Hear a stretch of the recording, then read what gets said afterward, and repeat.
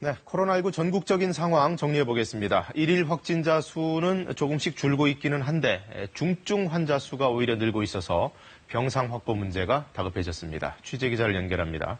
오규정 기자, 먼저 어제 확진자 현황부터 정리해 주실까요? 네, 어제 0시 기준으로 코로나19 신규 확진자는 299명입니다. 신규 환자 증가세는 소폭이긴 하지만 사흘 연속 감소세를 보였습니다. 전체 확진자 가운데 국내 발생이 283명, 해외 유입 사례가 16명입니다.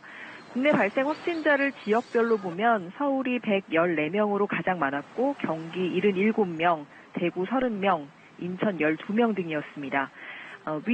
중증 환자는 70명, 사망자는 2명 늘어 323명이 됐습니다.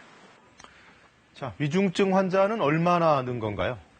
어제 정오 기준으로 코로나19 확진자 가운데 위중증 환자는 모두 70명인데요. 2주 전에 13명이었던 것이 불과 2주 만에 5배 이상 증가했습니다. 더구나 이 가운데 60대 이상이 60명으로 85%에 이르고 있어서 우려를 낳고 있는데요. 70명 가운데 50명은 기저질환이 있는 것으로 확인됐습니다. 현재까지 사망자 323명 가운데서도 기저질환이 있었던 경우가 314명으로 무려 97%나 됐습니다. 사망자를 나이별로 봐도 60대 이상이 301명으로 93%를 차지했습니다. 자, 이런 환자들은 치료하려면 일반 병실로는 안 되잖아요. 그게 문제인 거죠? 네, 그렇습니다. 위중증 환자는 자가호흡이 어려운 경우가 많아서 인공호흡기 삽관 치료 등을 할 병상이 필요합니다. 하지만 현재 수도권에서 입원 가능한 위중증 환자용 병상은 25개에 불과합니다. 수도권 외 지역의 중환자 병실 확보도 비상입니다.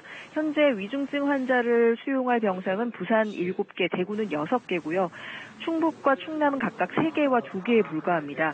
광주와 대전, 강원, 전북은 위중증 환자용 병상이 아예 없습니다.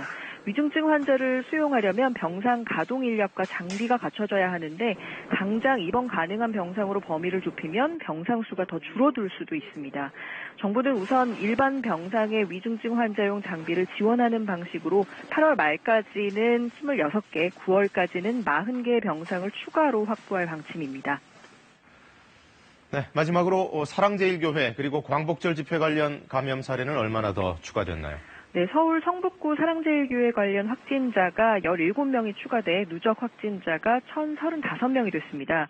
광복절 도심 집회 관련 확진자도 62명이 새로 확인돼 모두 369명으로 집계됐습니다. 특히 대구 사랑의 교회에서 지난 28일 첫 확진자 발생한 이후에 33명이 추가로 확진됐는데요. 역학조사 결과 확진자 다수가 광복절 집회에 참석한 뒤 교회 예배를 통해 전파된 것으로 추정됩니다.